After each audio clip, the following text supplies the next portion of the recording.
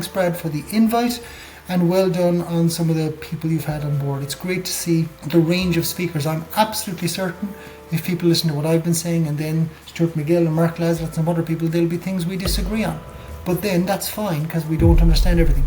But then if there's stuff we all seem to agree on, there's probably something in that, if that makes sense. He's one of the foremost thinkers in musculoskeletal pain and rehabilitation, particularly in the area of chronic low back pain. Professor of Physiotherapy at the University of Limerick, he has played a central role in challenging purely pathoanatomical models and promoting a more contemporary biopsychosocial understanding of persistent pain. His research has been instrumental in the development and testing of cognitive functional therapy, an approach now supported by high-quality clinical trial evidence. Professor O'Sullivan is widely respected for his ability to translate complex behavioural and psychological science into practical clinical strategies, emphasising communication, reassurance, and meaningful behavioural change. Today, we'll discuss how clinicians can deliver treatment that is both evidence-based and genuinely person-centred. So today I'm joined by Kieran O'Sullivan. So thank you for joining me today, Kieran.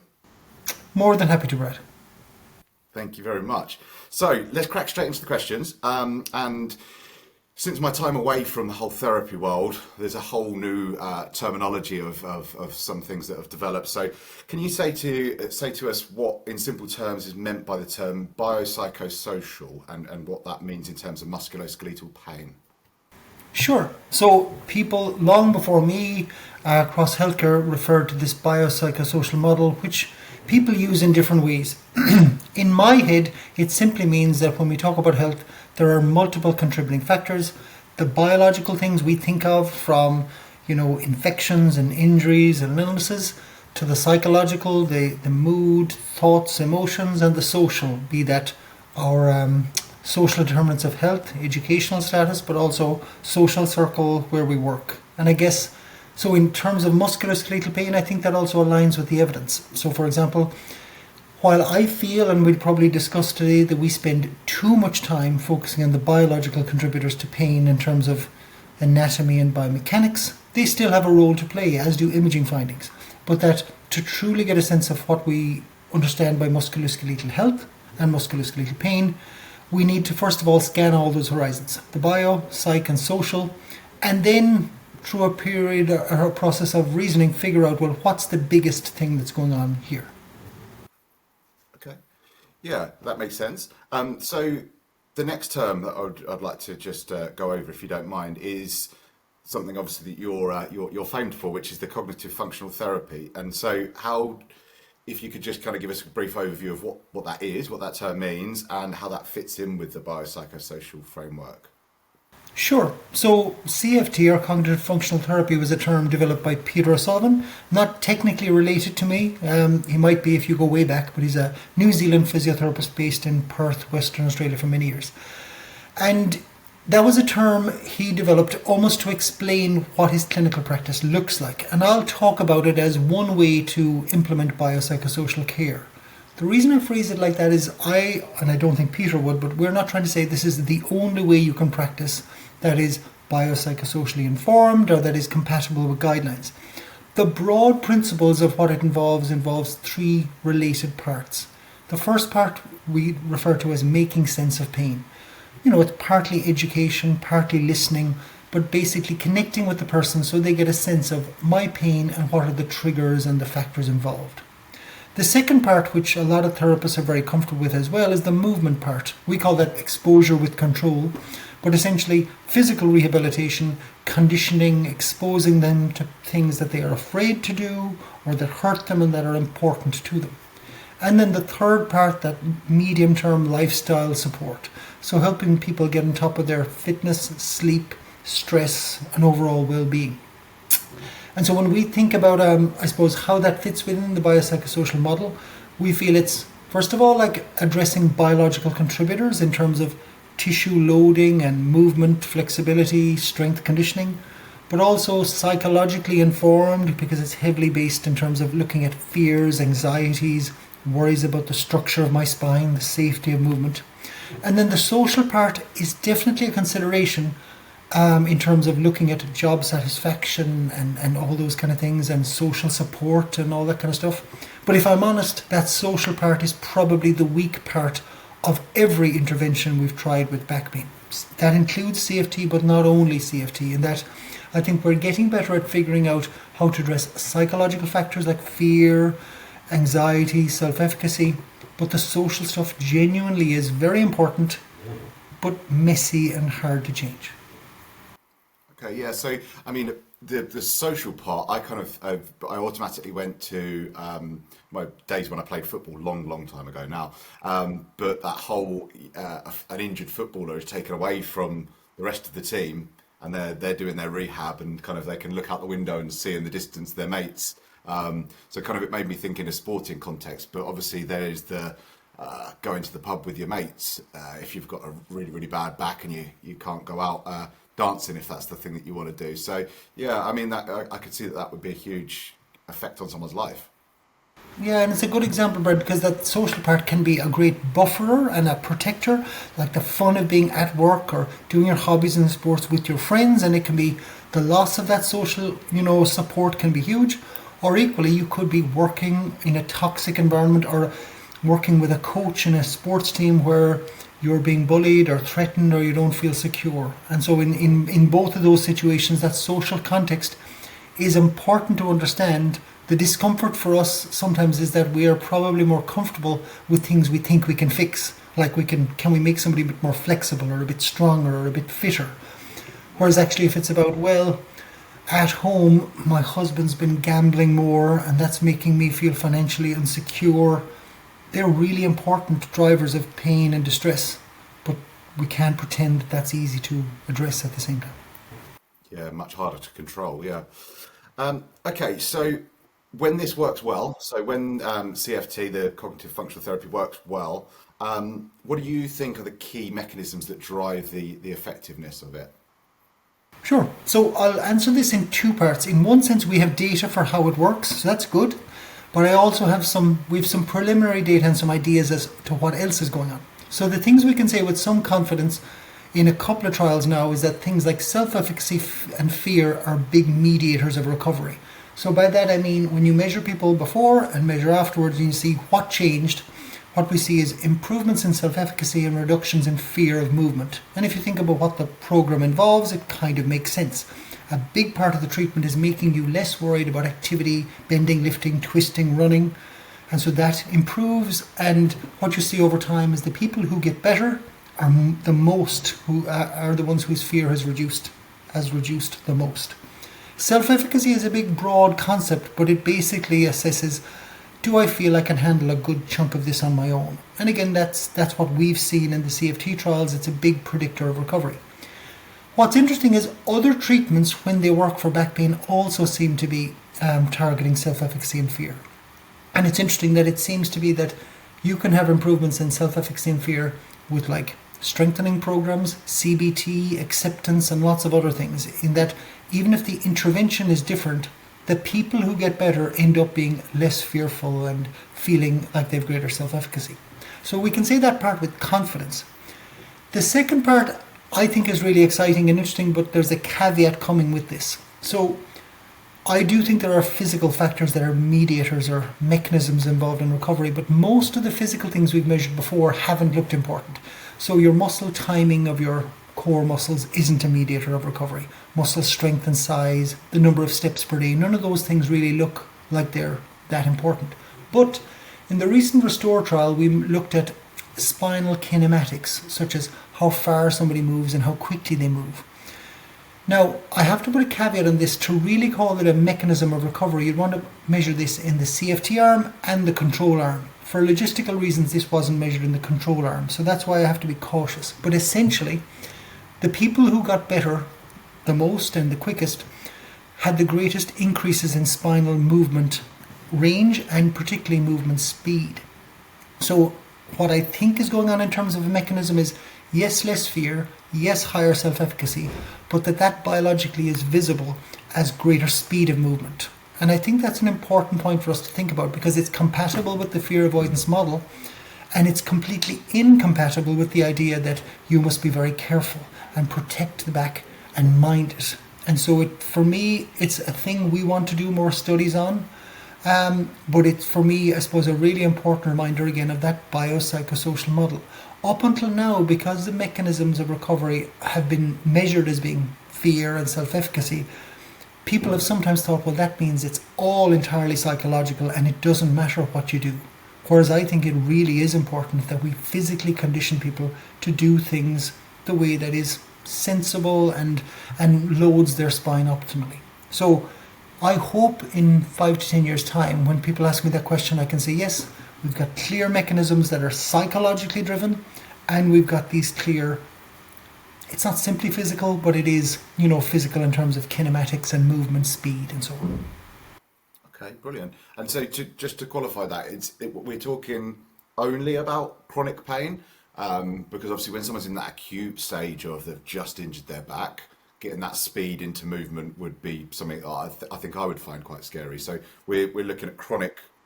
Yeah, all our studies very much on the chronic end of pain, but it is a tricky thing as to, I'm not sure when this changes. So if you look at that, so somebody with an acute back pain, we're shifted off to one side, we know that if they're still doing that 5 to 6 months later, it's probably not good. But actually, within the first 24 or 48 hours, it might be a very good idea, to adapt and allow some tissue healing. But we have no real evidence as to, should you correct that shift and that adaptation? Should that stop after 2 days or 7 days or 14 days?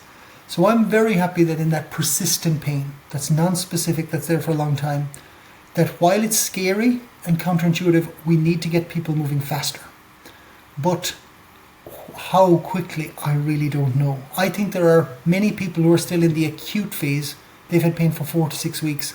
They're probably moving too slowly and too tensely, but that's entirely speculation. I don't have any data for that. It's a really hard one because on top of all my other things, I'm a bit broken, but I've had a bad back. I prolapsed a disc L5S1, and I just remember that just quite a while. There was several weeks where I just wanted to lay still, don't touch me. I didn't want to get moving, and then so to kind of combat that with you need to get moving, you need to do is quite a big hurdle. I think I'm going to come to one of those questions in a bit with kind of how you kind of overcome that. But yeah.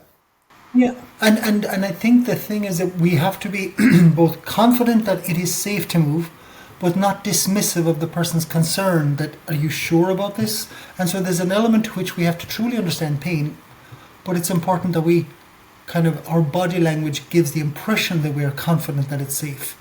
By that I mean, I've seen some situations where people physios, feel almost like, oh, I know I've got to get this person doing some graded exposure.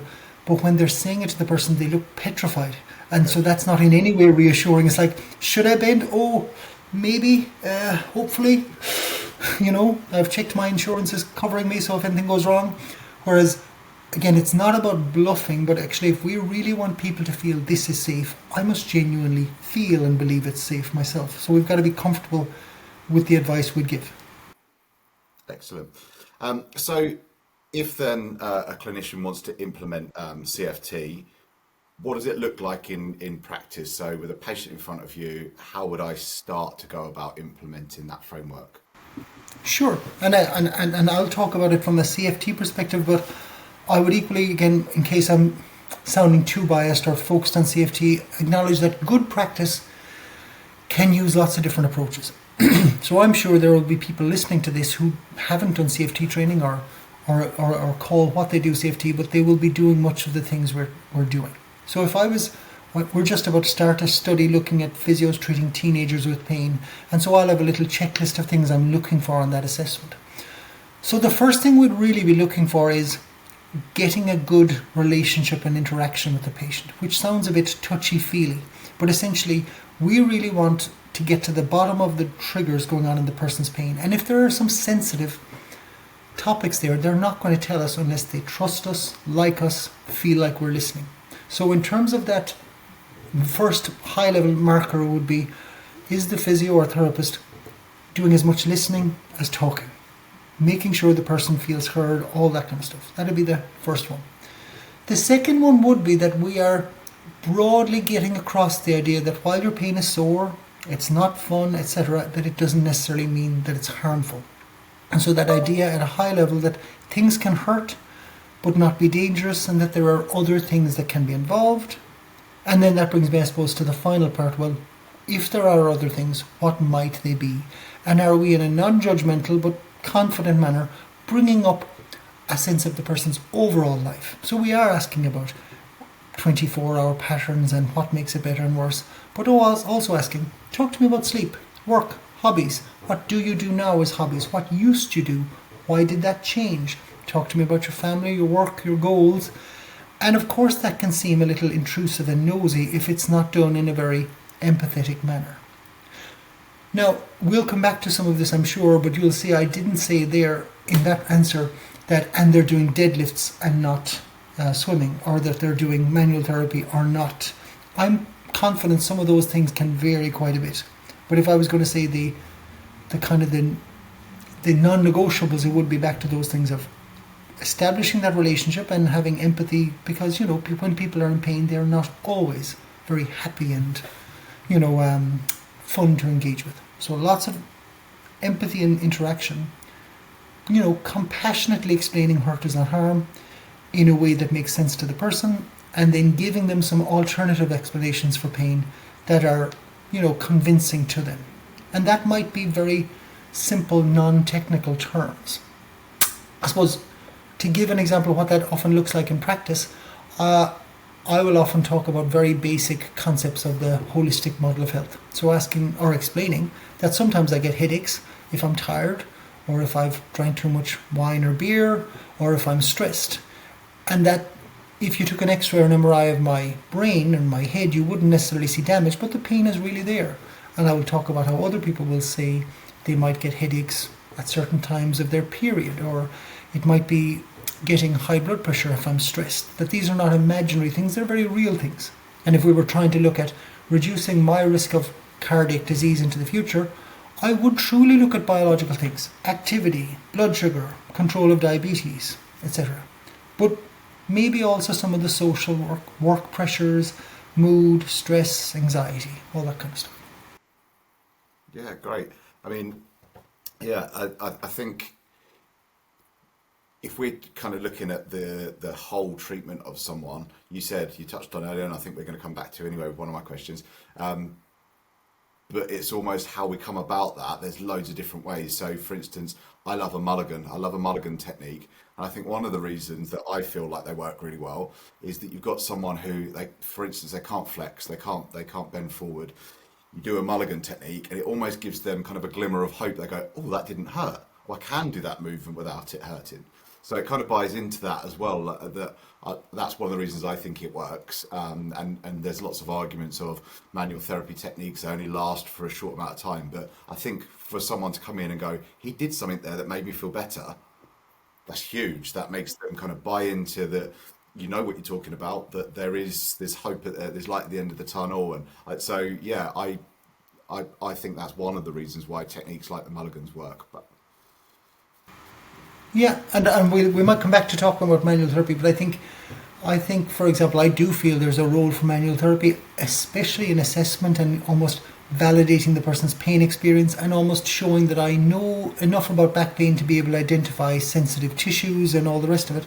And then I think in all these things, exercise, movement, manual therapy, you could do the same thing, but explain its effect in a way that heightens the person's worry and concerns or reassures them. So to give that example of the mulligan, two contrasting examples would be one to do the mulligan, improve their flexion and say, see now, I've put that thing that was out of place and I've pushed it back in, and that's what's causing your pain because something's in and out, and I know that's not what you're saying. But an alternative explanation would be, I know your pain is real and it's very distressing, but isn't it great news? It's just something as simple as helping that part of your body move a bit better. Look how much, better that glides and slides. And maybe then starting to have that discussion about, I definitely didn't push in a disc or a bone or anything there. That was just me helping that part of your body that's not so good at moving right now, helping it to move. And do you think it'd be worth looking at some ways that you could practice things like that at home? And that so you could, and I would apply that to all the things I've tried, from exercise, posture, advice. We can do it in a way that makes the person feel, crike, yeah, I feel better, but Jesus, this is vulnerable and it could go wrong in any second, or yeah, that feels better. And actually, maybe there's a bit of hope with that. Yeah. No, I think that's great that you qualified that statement of, kind of there's lots of arguments about this and that, and there isn't a right and wrong. It's just overclaiming, going, I'm fixing that disc, I'm fixing this. If you're not overclaiming and you've got a way of making someone feel better, and I think we'll touch on that again later, about placebo. Like, if it is a placebo, as long as we're not saying I'm magically fixing you because I've got magic hands, if there is an element of placebo, does it matter too much? But we'll come back to that. It is, and just to follow up on that point, because I think it's important and interesting, there is sometimes a conflict between, we'll say, all the evidence would tell us, and I would probably agree, we shouldn't be chasing the pain symptom and like focusing everything on pain, because there's a whole things about quality of life and participation. You know, if our goal is to get to 0 out of 10 pain, and we don't change anything about fitness and work and hobbies until we get to 0, that would be very limiting. But equally, if we can help people experience less pain doing a thing they like, getting out of the chair, rolling over in bed, bending to put on their shoes and socks, it's nice for them, but it's hugely encouraging that something can be done, because we'll all see people where when they've had it for a long time, they've seen a few people and nothing seems to work, it's very kind of, depressing and demotivating. So even if it's for a short period of time, the sense that, well, I'm not saying we're delaying rehab until all the pain goes, but actually, well, this pain seems to be modifiable and maybe even ideally in a predictable way. That's really, really, I feel, eye-opening for patients. Yeah, really powerful for them to know that it can feel better. Yeah. So with time pressures, I mean, especially going into, if we were to talk about NHS, but even in private practice, you tend to only have kind of half an hour. So going back to that kind of, if we're going to do manual therapy, if we're going to go, we're going to do some sort of rehab exercises, within that 30 minutes that we've got, a small amount of time, would CFT be applied in every session? Is it something that we just have as a kind of a broad overview that we're trying to, like you said, we're building a relationship and it falls into that? Or is there something specific within that 20, 30 minutes that we need to do as a checklist that makes sure we've ticked that box for CFT? Yeah, sure. And I think the elephant in the room here is that we'll say, in any trial that you do in any country, there's a particular context and an environment. If it's public, private, have you got, in our trials, it's typically 60 to 90 minutes for a baseline assessment, which is 3 times as long as what you've just described. And we think that's best, but equally, I don't in any way think that's realistic in every practice, public and private, in every country. So what I would say is that you're never going to get it all covered. And so if there was only 20 to 30 minutes, and I'm dealing again with persistent pain, I would be happy day one if all we did was got them to tell us loads of stuff, and at the end of the 30 minutes they said, right, Brad really listened, and there mightn't have been many people before I told all that stuff, the relevant and the irrelevant, and making very clear to them that, look, we can do some things here, but I think this is really good, and if we're going to work together for a few sessions, it's much better I know all about this, figure out all the things you've done before, because in many cases, I'm going to speculate in an NHS setting or a private practice setting, this isn't their first time getting back pain. They've seen a few people, and I would be quite explicit saying, look, I can try some of the things you've tried before. They've helped a bit, but you've probably ended up back in the same situation. So are you okay with us trying something different, just going right back to square one and saying, right, what if we spend the first 2 sessions just figuring out how you've ended up here? And not every patient's going to love that, but if they understand the context that this is with a view to trying something new or different or making sure we're not missing anything, then I think that's okay. For most people. There will still be some people who will come in with a very fixed view of what they want, and sometimes you might have to make a pragmatic decision to engage with that if it's reasonably safe and within our scope of practice. But I'm quite comfortable that even if the session is 60 minutes or 90 minutes, there will be some things with some patients we won't get to at the end of the first session. And that's okay. If your first session leads us to being broadly happy with medical screening red flags, we have established enough of a rapport that they will come back for the second session, and they know that they can kind of talk to me openly and they have a sense of where we're going. I think that's perfectly fine. I know in some countries, I've done courses and spoken to clinicians in lots of countries, and you end up in some countries with situations where you could come for therapy 5 days a week for 40 weeks of the year, but each session might only be 20 minutes. I would never design a system like that, but that's kind of the way that insurance system works. But if that's the way it is, you got to work around it. Like, I don't in any way think everybody with pain needs 90 minutes as a baseline. There's lots of routine cases that could be seen much more simply. And I think there are times where people could be screened and put into nice community group exercise programs and sent off to gyms and all that kind of stuff. But I do feel there's a group of people, the most disabled, that really need a bit more time and attention. And I guess this isn't just about like the physio, but I think if I talk about it from a physio point of view, sports therapy would probably be the same. I think we've done a poor job of justifying our value. So if I speculate and say in the private sector in Ireland, if I want to see my dentist, I don't get an appointment at 8 p.m. on a Thursday night. I take time out of my day and I go 9 to 5. If I want to see a clinical psychologist, it's not 8 o'clock on a Thursday night either. And if I want to see the surgeon, guess when I'm seeing them? It's in my working day. And the fee that they charge me reflects their expertise. In contrast, I think sometimes with the best of intentions and maybe not being greedy, we've been very quick to offer our services very cheaply at any time of day or night that people are willing to come and see. And if that means that they can only afford to come for 20 minutes, well, that's fine. And so again, I'm not trying to say we should go out and charge people €500 and insist on seeing them only at 3 p.m. in the afternoon. But in the recent CFT Restore trial, on average, so there was a range, each patient saved about €3,000 per year or per person in the first year. That's a very valuable treatment. And so whether it's in the public or private sector, if you can justify that, then you should be able to demand that time. Now in the short term, that's hard. The NHS or the RHSE isn't going to click their fingers and say that's fine. We need more trials to show that is happening. But I think that will be the future. That in the short term, we have to figure out how I can make it work in a 30-minute session. But over time, we need researchers to do the trials. We need the CSP and the commissioning groups and professional bodies to make that argument that this is valuable, if that makes sense. And so to make one last rant, I would say a reasonable criticism of the CFT trials, it is a very reasonable criticism, is that training is quite intensive. It takes a lot of time and money and input to do that. But as Peter O'Sullivan and others would argue back, it's true it takes lots of time. Have you thought about how long it takes to train to be a clinical psychologist or a surgeon and to develop expertise in a new surgical technique? They don't go and do a 3-hour weekend course and then start doing spinal fusions. And so we should be realistic about the cost and time that go into them, but this is a massive problem. Back pain costs billions. So we have to appreciate that the training, you might need more than your basic 4-year undergrad or 3 or 4-year undergrad degree. It might require structured training. And again, I'm not trying to say that has to be CFT, but if you want to be good at something, postgrad training, mentoring and supervision is part of it. In clinical psychology, in medicine, surgery, and so in therapies, we shouldn't shy away from that either.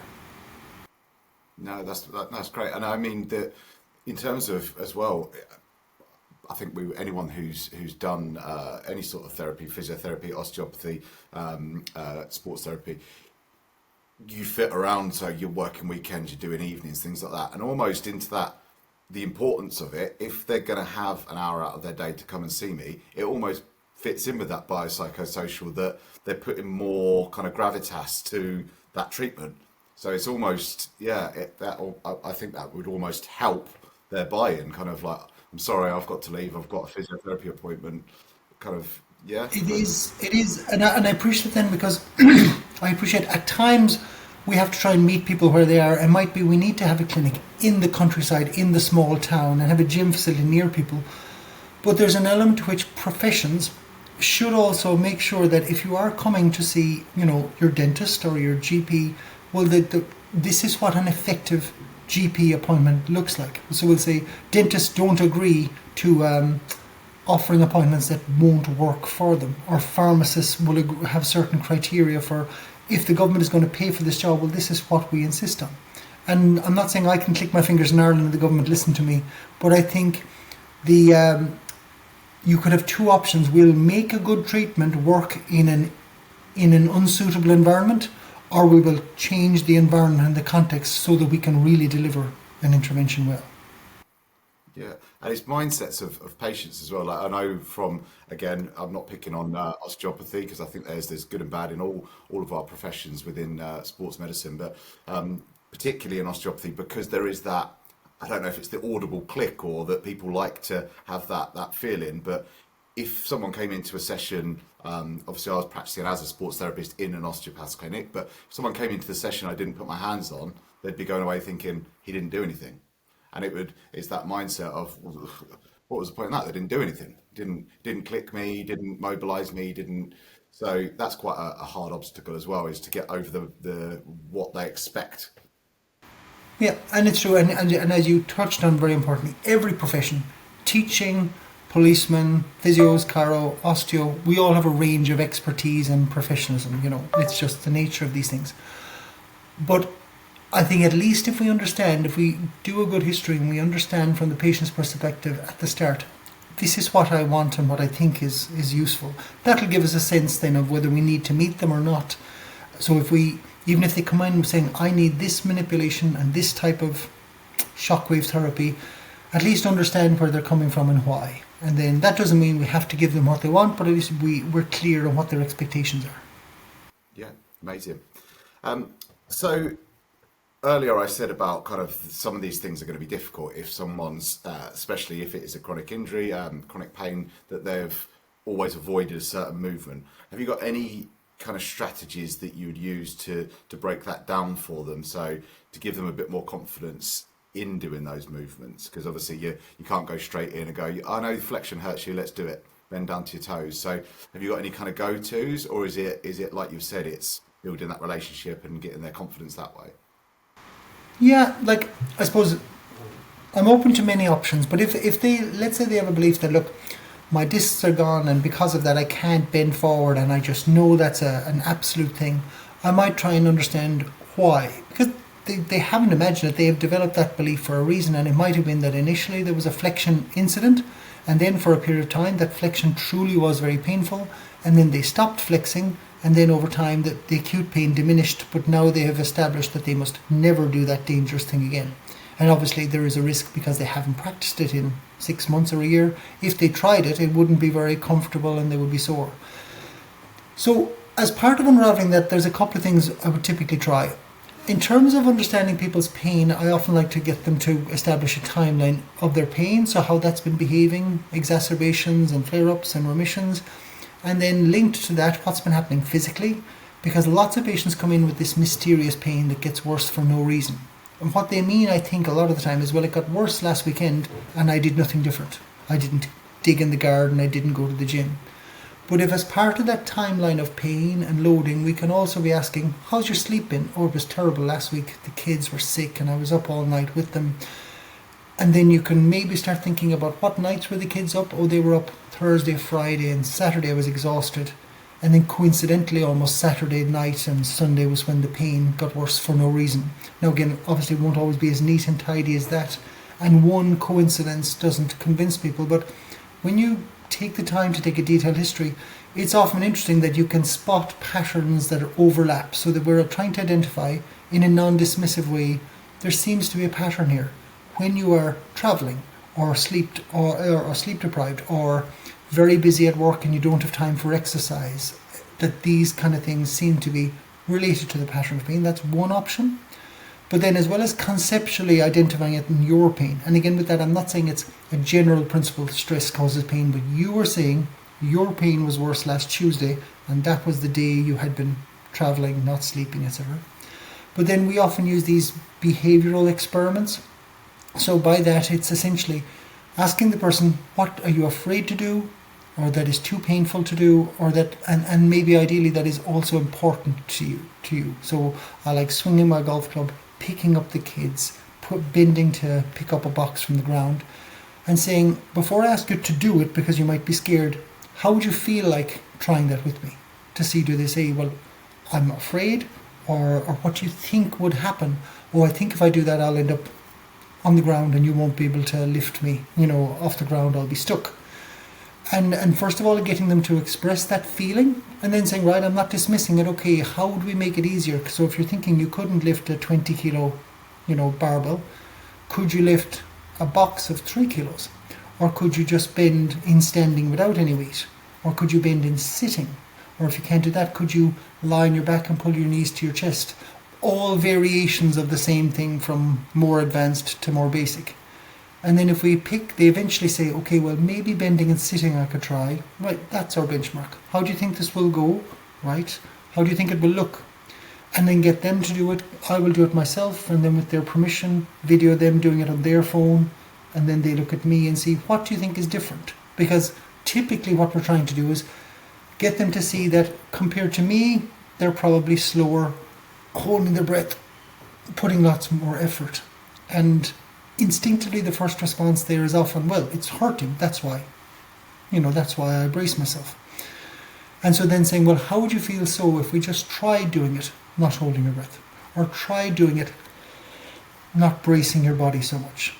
But I suppose what I'm trying to get across there is we want their permission to try something that's a little brave and a little scary, and we try and find the point that that's up here is too scary, too intimidating, and this is too easy, and where's that sweet spot? And I've seen patients where they're, yeah, bring it on, I trust you and I'll go for it, and other people where through their own fear, pain intensity, it takes a long time to gain that level of trust. And I suppose what I like about that, and of course that angle, is that we are not shying away from the fact that we're identifying holistic triggers in life, but also in a way that's got validity for a therapist, a physio, sports therapist, chiropractor. I'm looking at your physical movement, but I'm also tying it into your thoughts and your expectations and all that kind of stuff. Yeah, brilliant. And I won't pretend that always works beautifully and smoothly. No, but I think the interesting thing is that we're coming kind of round to the same kind of ideas that I've heard from other people speaking of like there isn't as much as we'd love to. I can't remember who it was I was listening to that was saying about one of the myths that they hate is talking about unlocking hips or like kind of having a magic a silver bullet. There isn't. So the quicker we can get away from that, the better. And actually, it is this holistic. It is listening, watching how someone moves, things like that. Yeah. And I think that just reflects human nature. You can have broad principles about health. Like, it's a good idea to get a good night's sleep, of course it is, and it's a good idea to be active. But what are the barriers to getting a good night's sleep? For a period of time in my life, it was work stresses. For another period of time, it was small kids. For some people in life, it'll be the menopause. So getting a good night's sleep is one thing, but what's the thing that's holding you back from that? Or why are you not exercising? I'm just a bit bored. Or the weather is bad, or it's not safe where I live. There's no lit up parks, or financial, or I don't have anybody to exercise with. There's a whole series of kind of barriers, but we can have broad principles that are okay. And then every patient is different. In a meeting I had with a group of physios this morning ahead of a trial, we were talking about functional rehab, and there's some general things like most people need to do sit to stand and bend and twist and roll over in bed. But one of the physios is saying that a big part of the rehab with one of our patients at the moment is practicing dart throwing, because that's their biggest hobby. But because of that neck and shoulder pain, they've not been able to do it for a sustained period of time. That means they don't go to the events socially, as you touched on then, like the sports team. You're missing out on your event. But dart throwing is not a default one of my top 5 options, but and I'm sure it wasn't with that physio, but that's the thing that's important to that person, much more than their serratus anterior activation. Yeah. No, brilliant.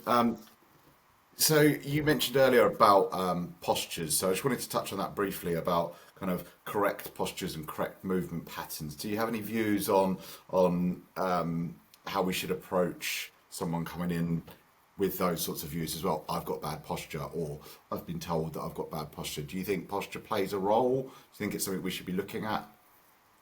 Yeah, and it's funny because I have 2 broad thoughts on this that can seem contradictory, so I'll try and explain those.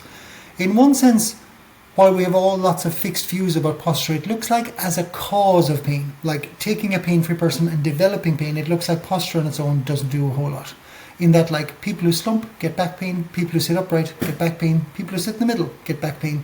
Most of us get back pain at some point in life, and it looks like it's not a big deal. So when I did my PhD, I did a PhD in sitting posture, and I used to go to conferences and meetings, and as soon as I would say to people, I did my PhD in sitting posture, half the room would instinctively take the time to sit up properly in case I was going to be the posture police and tell them how to sit properly. I don't think we should be telling teenagers to sit up differently or upright. The evidence doesn't support that as a cause, if that makes sense. However, then, when people have pain, we now have a reasonable amount of data that they can move in ways that are suboptimal. Particularly going back to what I was saying, they move with more muscle tension, less range of motion, and slower. So we want people to go, on average, in terms of movement, further, faster, with less effort.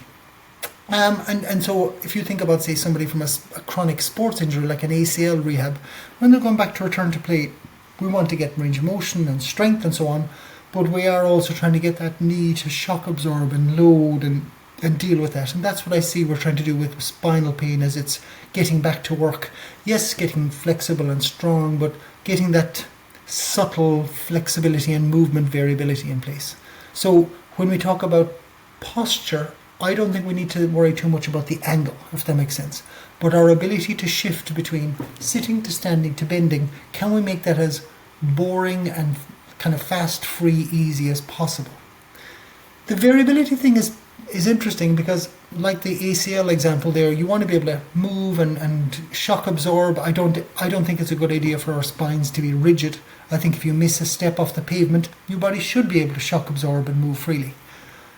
But so that kind of variability I like, but I think we see in a lot of people with pain variability in terms of they're fidgeting the whole time. I'm sitting here, I'm sitting there, I'm standing, I'm sitting, I'm sliding around in the chair. And for me, that variability isn't helpful. It's just kind of discomfort. So that long-winded answer, my two summaries would be, I wouldn't change anybody's posture if they're pain-free. Just go with it. You might get pain, you mightn't, but I don't think it's worth the effort. But then when you have pain, I would explore changing your movement posture, but it wouldn't be around making you typically sit up or down a bit more unless that felt comfortable, but just see what works. And generally that will be less effort, more freedom, and a bit more speed. Okay, excellent. And getting towards the end of my questions, I kind of wanted to come full circle again, because we talked about manual therapy, but where do you see its place? So I think I gave my view of, I like it as a buy-in, so as a way of saying kind of I can do this, and it gives you that window of opportunity. Do you yourself use manual therapy as part of your treatments, and where do you see its place within the framework? Yeah, sure. And I could probably add a bit at the end about online rehab, obviously, and in person, because obviously the online changes this discussion. So if we go to in person, I'll divide my response into assessment and treatment. If you're seeing a patient with back pain in person, I absolutely feel you should be putting your hands on them as part of the assessment a little bit from your clinical point of view, clinically reasoning where they're tender, checking the SI joints, paraspinal muscles, etc. A little bit from the clinical examination, but a lot from validating their pain experience. I've already told you I believe your pain, and now I can feel tissues that are sore, so I believe you, and you can see that I know what I'm doing. So there's all that rapport, trust building, alliance building that's very, very important from an assessment point of view. So if you can do it, I would strongly do that. But with the caveat, like we touched on earlier, how am I describing that? So if I'm feeling something that feels, I won't feel pain, but I'll feel tender, or I'll notice some grimacing, then I'm saying I can see that feels tense or sore or uncomfortable, but not broken, bad, damaged, out of place, etc. And then from a treatment point of view, for any of the trials I've been involved with, we've basically given the physios autonomy. If you feel that this would help in terms of manual therapy, or your patient wants it and you feel it's not worth having an argument about it, feel free to apply some manual therapy in the short term. And that's essentially still my position. So if a patient comes in and they say, look, I've tried loads of the massage, loads of the mobilizations, it helps a bit, but I'm not that bothered about doing that anymore. In no way will I insist on them trying manual therapy. In contrast, if they say, look, I'm really stuck, this helps me get going, I'll say, great, I'm fine with delivering that, but I think it's really important we figure out why it keeps happening again. And so going back to your example, whether it's nags and snags or any other kind of soft tissue work, one thing I'd like trying to do is getting them to think about how does it feel before, and typically guarded, tense, not able to move very freely. Do our treatment of whatever kind of manual therapy it is. What does it feel like afterwards? Yeah, less pain, bit less tense, right. What do you think we could do to keep that? Or why, if it gets sore again after 2 days, why do you think it changes? And if they say something like, I think it just tenses up again or gets stiff, why would that be? So in that way, I think we can use the manual therapy as a treatment, but absolutely use it in a way that gets them to feel not so damaged, and maybe gets them to think about why else would it stiffen up? Well, actually, if I don't do my exercises, if I'm too busy stuck in commuting in traffic, little things like that. The latter part, I guess, then is the telehealth. You've got the challenge with telehealth that you literally can't provide manual therapy, and there's a bias in that the people who agree to be seen by telehealth kind of know you can't offer the manual therapy. But I think most of what we're offering can be delivered via telehealth. It's not quite the same, but I don't see it being a massive constraint, if that makes sense. Okay. Yeah, I mean, I've always wondered. I've never. I think COVID was a big driver. I know people were doing it before that, but COVID was a big driver of people doing a lot of the hands-off stuff. And I've always wondered, how do you do an online kind of anything? I've always had this view of therapy of I want someone to massage the bit that hurts and do something. So I've always found that quite tough. And it is different. It is different. Like there's no question about it. And it's not all upside. If I was going to give a pitch like we're doing, that teenage one is going to be fully online. I'm applying for a grant for another fully online one. My sales pitch for it being positive, you can see an expert therapist who's been highly trained, even if you live 150 miles away. That's the positive. And the downside is, if you're not reasonably IT literate and confident, you're out of luck. That there's and so I think in the long term, as we move forward, I think what we want is agreed principles on what we do with pain, but then the delivery method changes is very flexible. We've got something over here that's involving quite a lot of hands-on therapy. It's consistent and compatible with the interventions, but that's what that looks like. You've got the group exercise things here, which involves Pilates, yoga, S&C, lots of variations, but that's, a kind of a pain-informed approach. You've got a telehealth offering over here. And then you've got the hardcore, expensive, multidisciplinary pain management programs, but they can't be for everybody. That's very time intensive.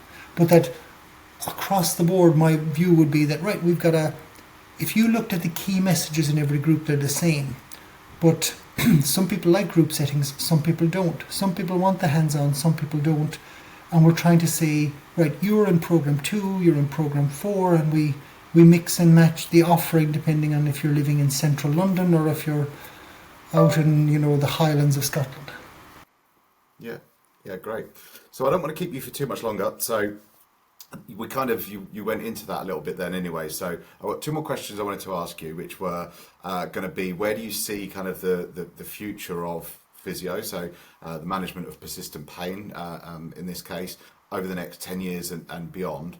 And then just to chuck it in case it kind of ties in anyway, with then some advice for someone just starting out.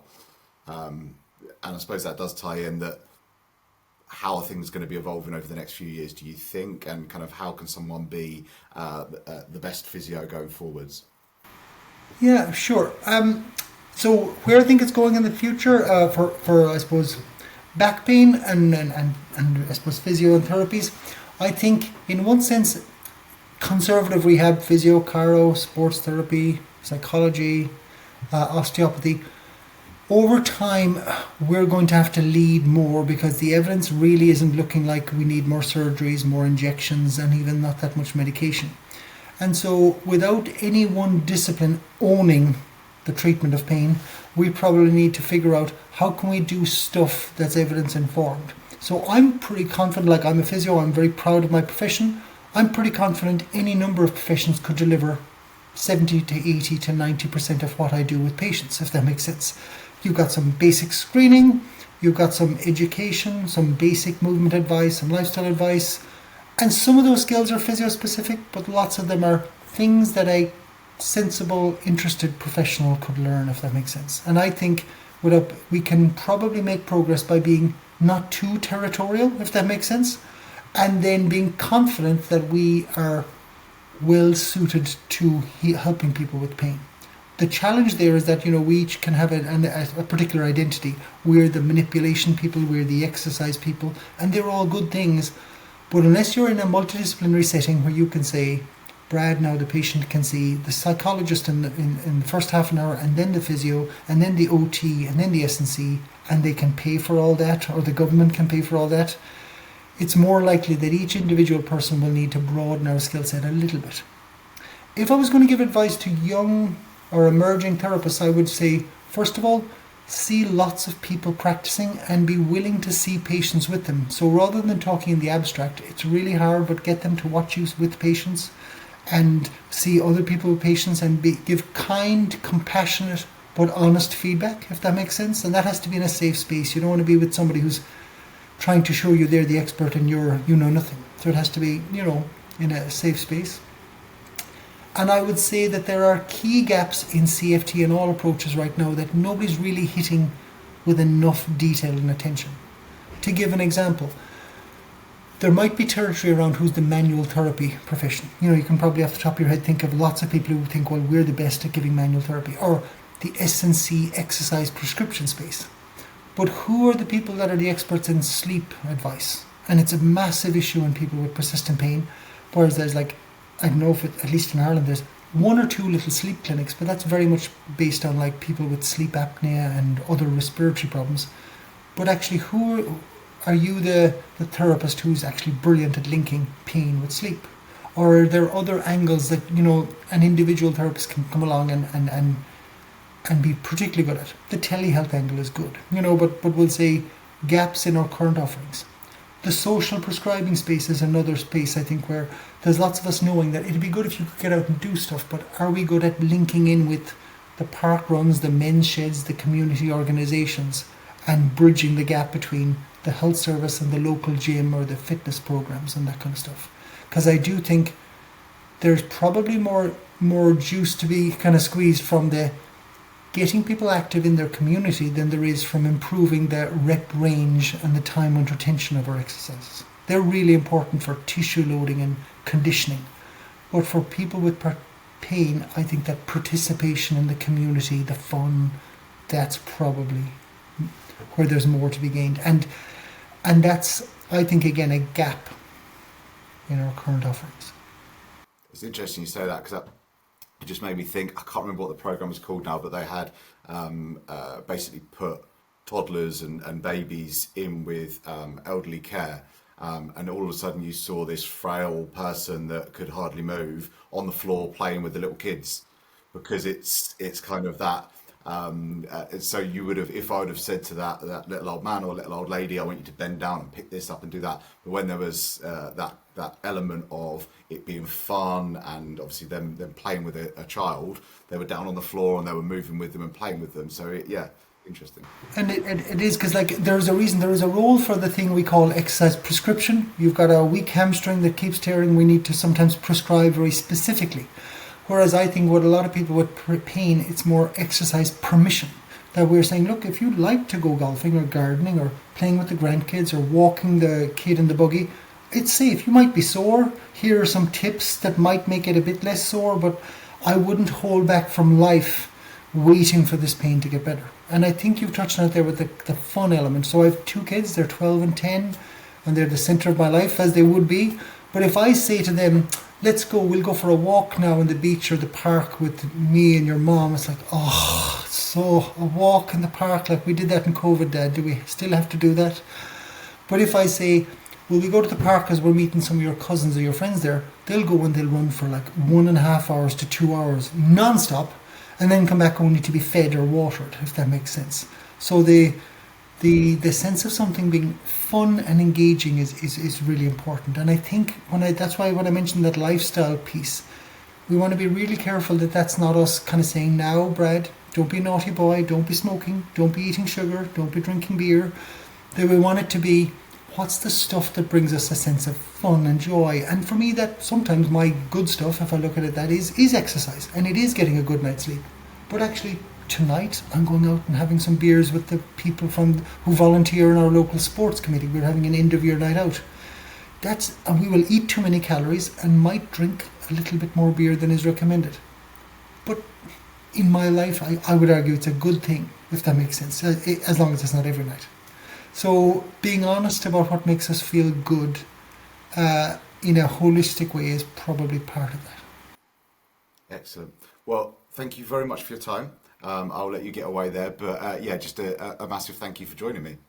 Thanks again for the invite, and well done on the lovely range of speakers you've had on board. And I would say that it's normal you'll have professional disagreements. So if it's me, Stuart McGill, Mark Laslett and many other people, Karen Khan, there'll be things people disagree on. But if within those, there's often common things that people agree on. And they're probably the things we should focus on. What is there consensus on? And then there'll be the small stuff that we're not sure about yet. Don't worry too much about that, and maybe over time we'll figure that out. Brilliant. Thank you.